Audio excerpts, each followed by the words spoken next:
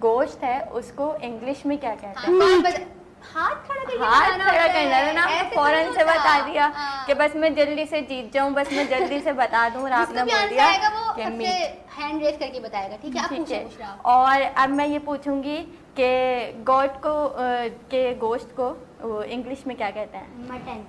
Mutton कहते हैं। Very good, mutton जवाब अच्छा, आ गया फौरन है। से। ठीक है, और और एक मैं सवाल है शहजादे मेरा। से करूंगी मैं ये ओ, वाला सवाल। अच्छा। चले आप कर लें। अब्बास, आप मुझे बताएं, जो आपके पास मुर्गी होती है उसके गोश्त को क्या कहते हैं हम? उसके गोश्त को हाँ, उसके गोश्त को हम क्या कहते हैं? मीट। मीट, मुर्गी। मीट तो कहते हैं, पर मुर्गी मुर्गी के जो गोश्त को होती क्या है। कहते हैं? हाँ, मुर्गी जल्दी से खाते हो? बताएंगे। वैसे अब्बास को हाँ। पता क्या होता है। है इसको? मटन। मटन। मटन। किसी और को पता है मुर्गी के गोश्त को क्या कहते हैं? क्या आप कहते हैं? बताएं। चिकन। चिकन, चिकन कहते हैं। तो चिकन किससे आपको कुछ याद आया? हाँ। क्या? तो सुनाएं फिर जल्दी से।